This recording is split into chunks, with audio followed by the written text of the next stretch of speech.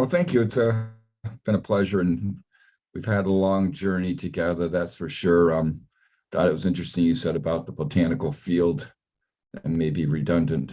So looking at extraction, and I think also from the previous talks, trying to extract the best from every day. Let's see if I can get to my presentation. A few slides I put together. See if this works. I see it. It's coming up. There we go. Got it. Got it. So I really want to talk about botanical extraction, call it an update, but also with some of the general slides, really talk to the goals for a successful extraction with botanicals. And as you say, it matches everything that we do every single day. And so many people will tell me they haven't extracted, they don't know how to extract. And then I do bring them back to the fact of, did they make coffee this morning? And if they made coffee this morning, there's a good chance they've done an extraction. If they used instant coffee, someone else has done the extraction. Now you've just added that the same way that you would pick up vanilla oil at the grocery store. That's already been extracted for you.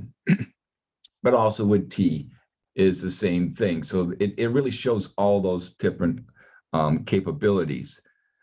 So let's see if I can advance my slides also, because that would be clever. So really what I want to do is talk about some of the goals that I have today, and that understanding the different modes of extraction, separation, and hyphenated processes. There's so many of that out there, and being able to see what scale does when we're talking about extraction, and applying this knowledge of the different extraction modes, and then going back to what I call formulation centric processing, FCP, cleverly enough. And from the FCP, it really means that what are you trying to make, and what are we going to be able to extract, and what plants we're going to use, for example. And applying that knowledge about the effect on customers. So you're moving it from the process, from the field to the processing to the customers. And then from there, understanding the gaps between rumors and realities for customers. And we talked about a few of those things even today. So within each process, what is the reality, and what are customers, thinking most about? The process begins with one question, and that is, what is your business plan's focus?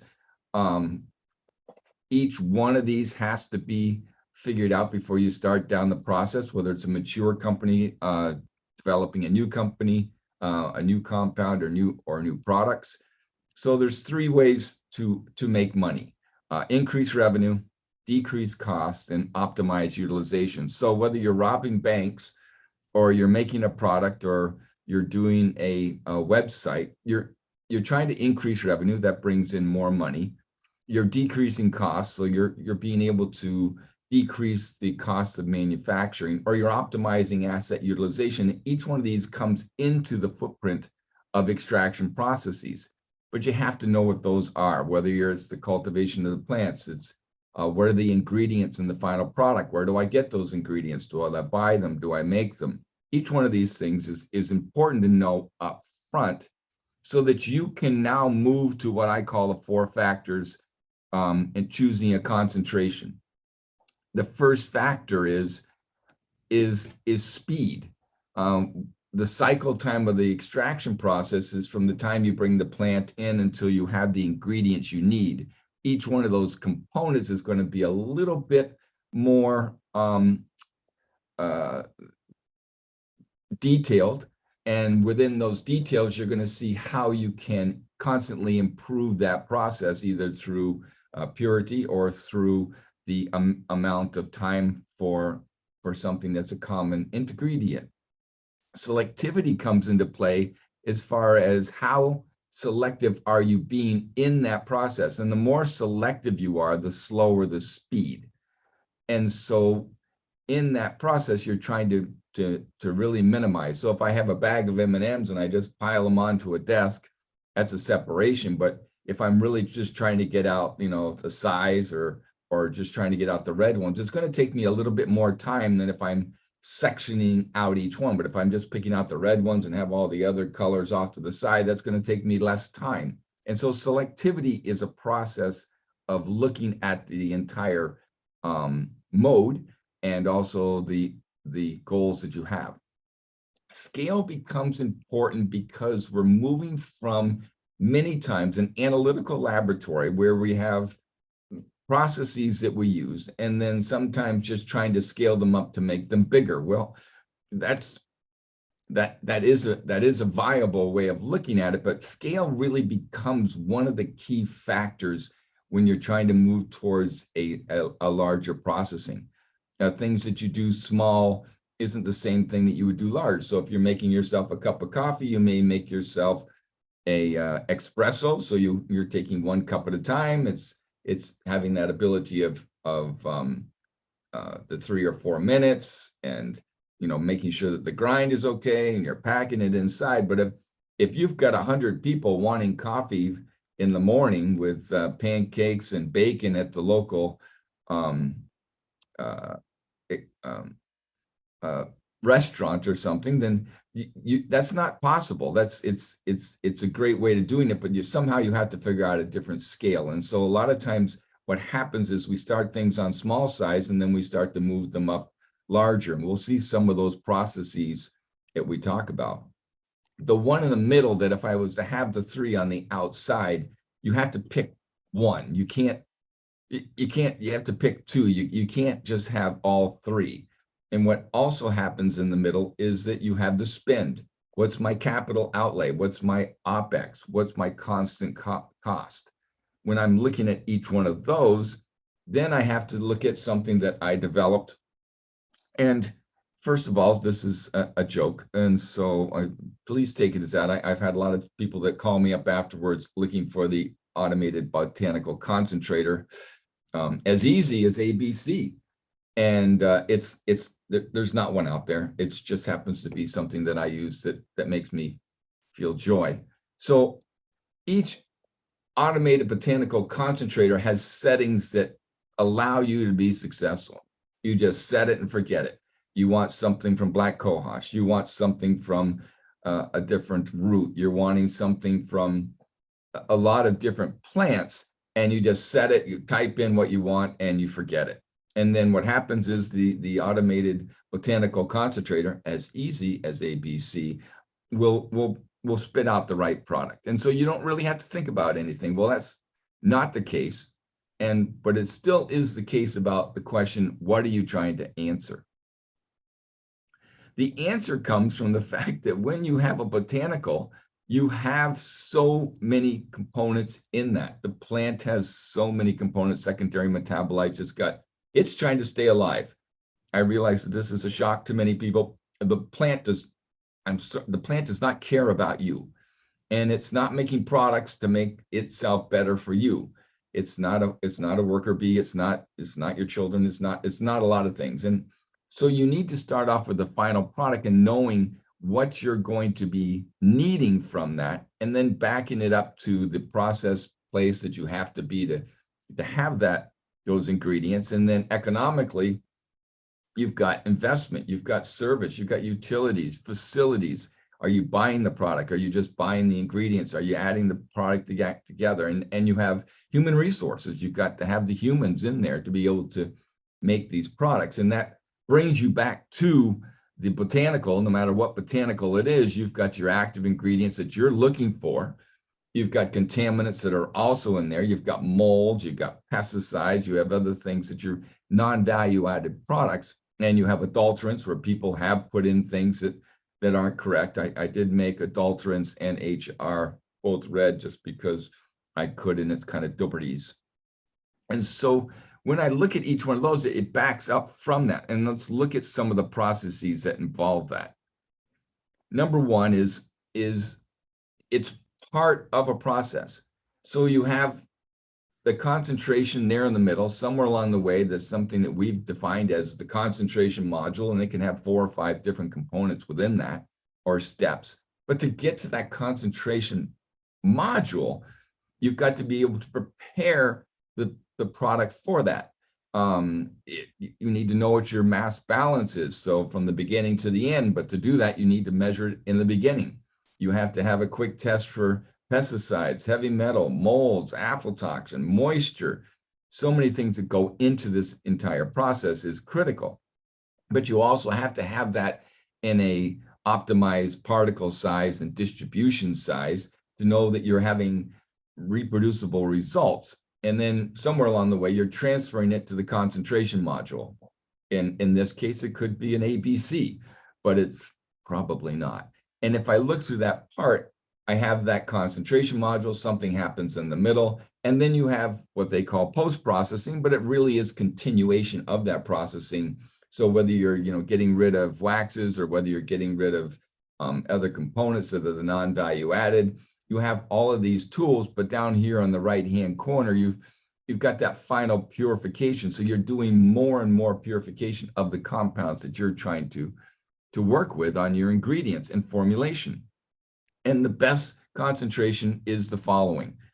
B is for botanical materials integrity, maintained to assure the concentration of desired components in their natural form. Yes, I am going to read the slide. No, it is not Goodnight Moon.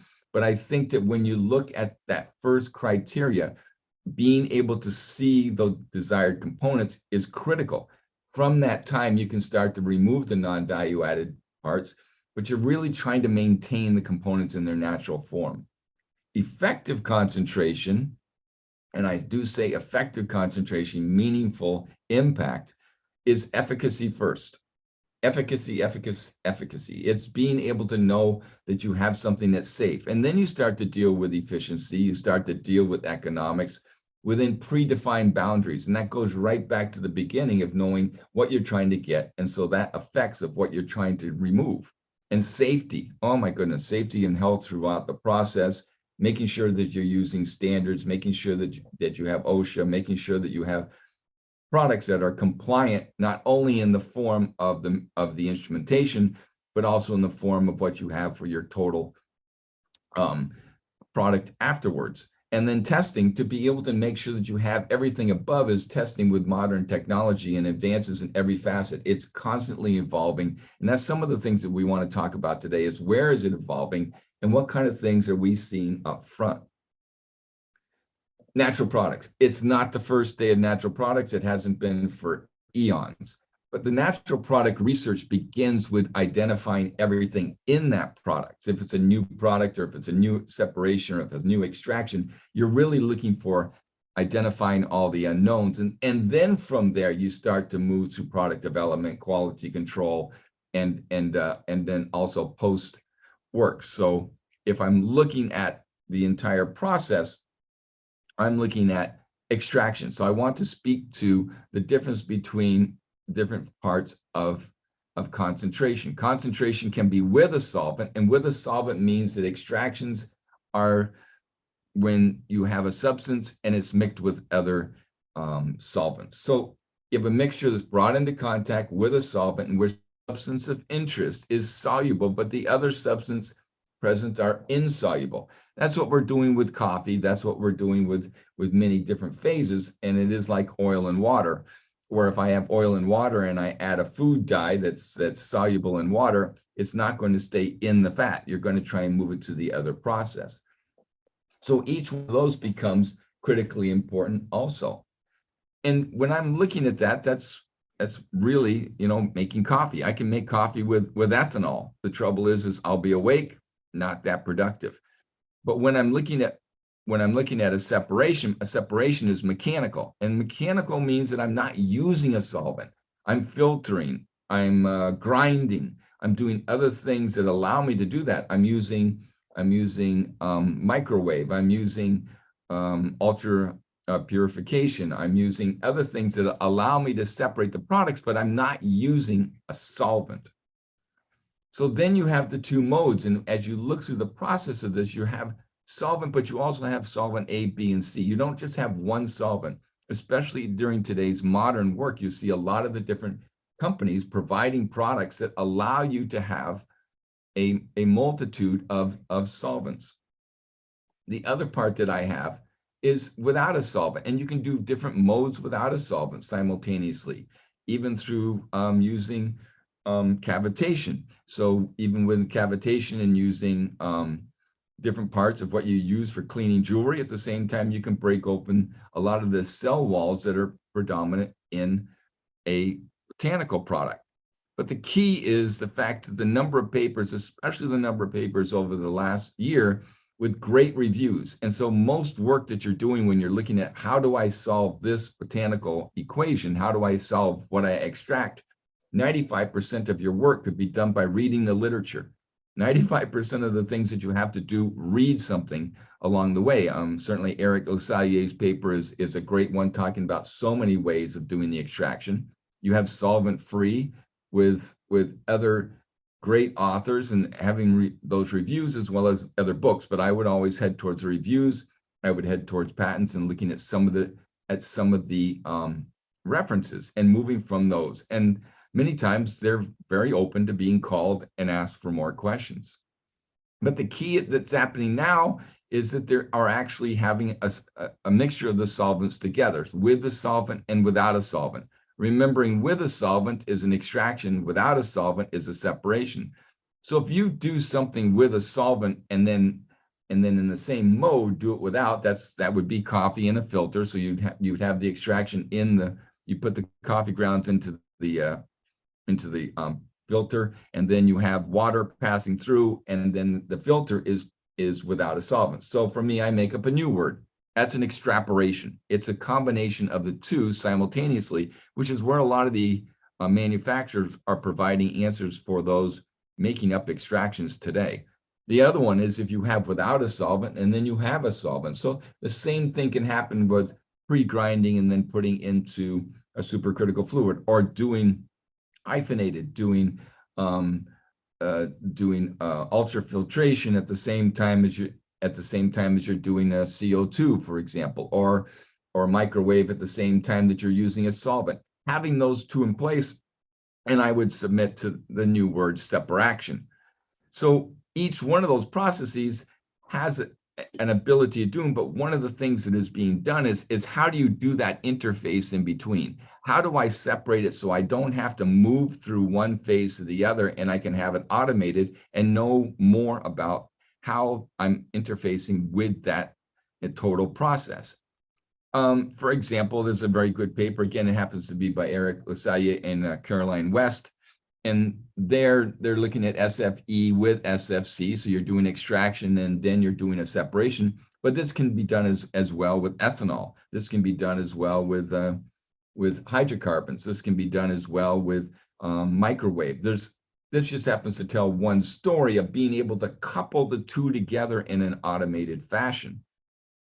So the interface between separation and extrapolation has to be able to be seen in that process. And that's the sort of thing that you're going to see more and more of, is having an automated process where you're not touching it, you're not having to move back and forth. But again, the four key factors come into play when you're doing this type of work. The other one that you see is the ability of having more and more types of response curves. Here, a surface response plot for the effect of pressure, co-solvent. And it just happens to be something that's done in the cannabis industry, but there's so many examples of all these different types of products throughout the world with terpenes and other secondary metabolites from plants.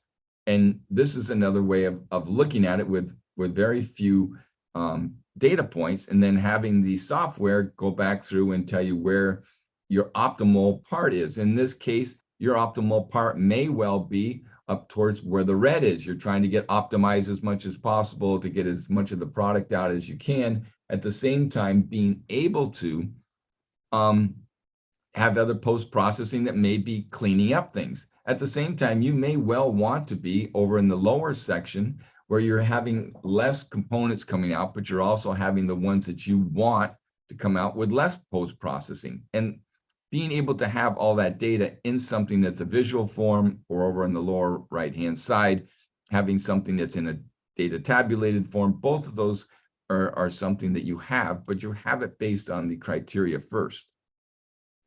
What do you need to know? You need to know a lot of things to be able to go to the the four key factors: the speed, selectivity, scale. Each one of those has to do with the spin, but how do you know what the spin is unless you know what your batch type is? Your hours per batch, your kilogram of plant per batch, your maximum throughput today, what's your equipment space? And then you move towards what's your solvent cost? What is your other electrical costs? What's your cost of cooling? What's your cost of heating? What's the cost of the electricity where you are and what you're doing?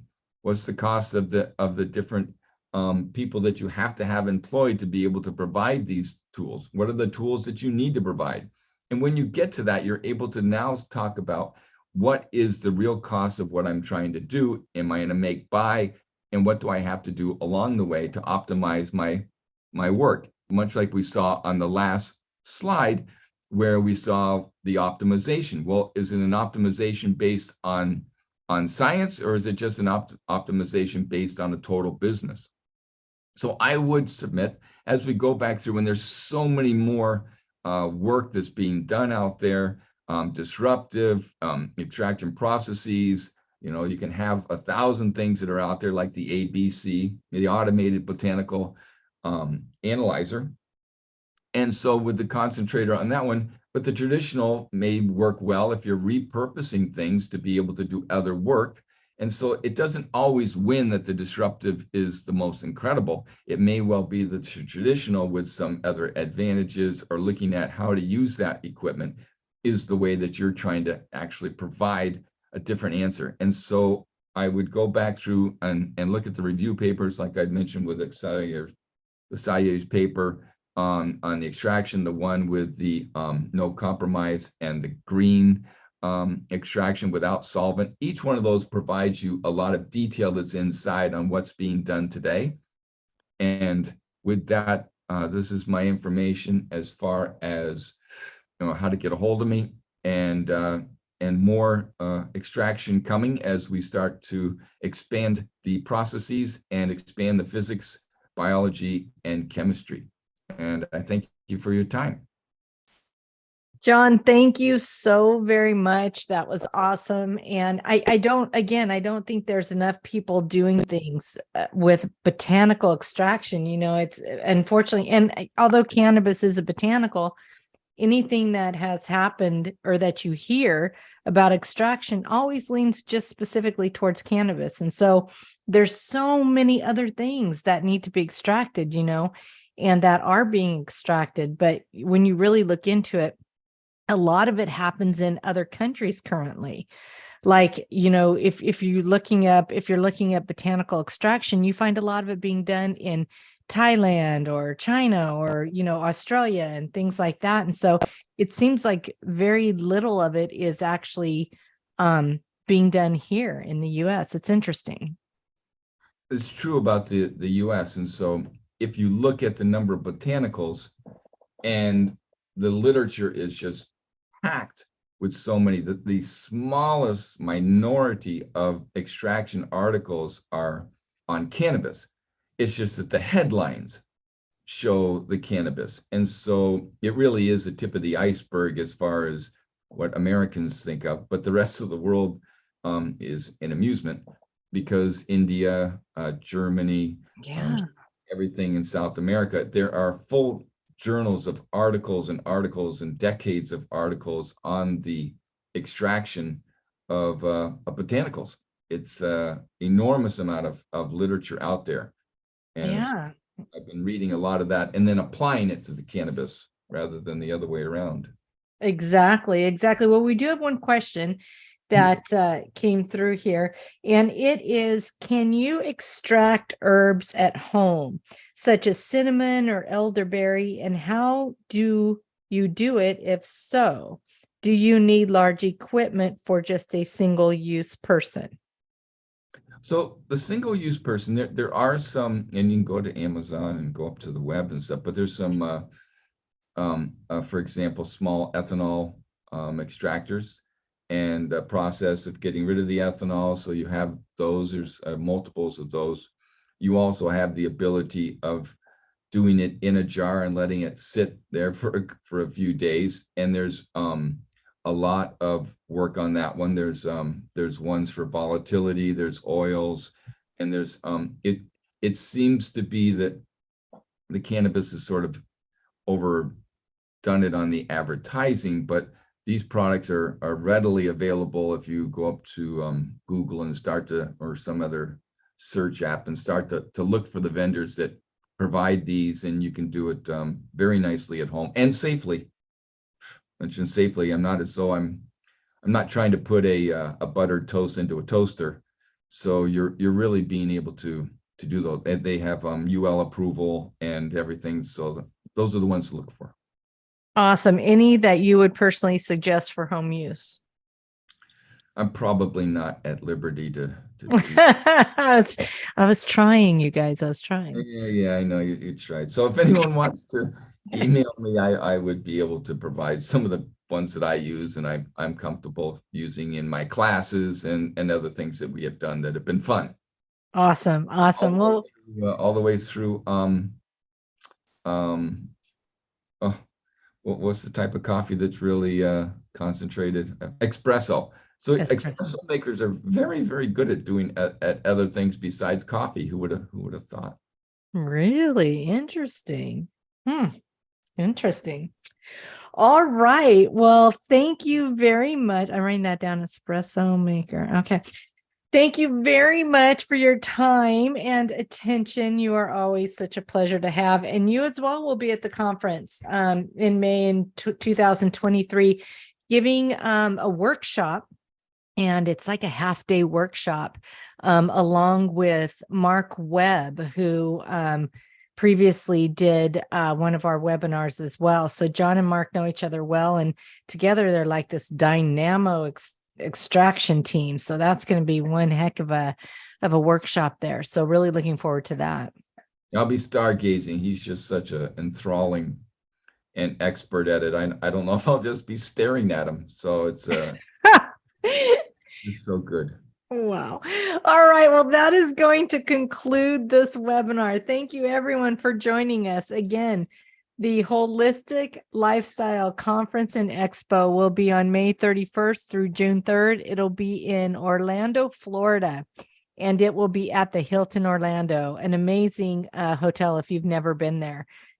Has tons of stuff to do. It's actually attached to the convention center, but it's got 12 pools, lazy rivers, all kinds of restaurants and bars, and it's a lot of fun. So make sure you go to our website, www.holisticlifestyleexpo.com, to get more information. And thank you so much, everyone, for joining us. Have a great day.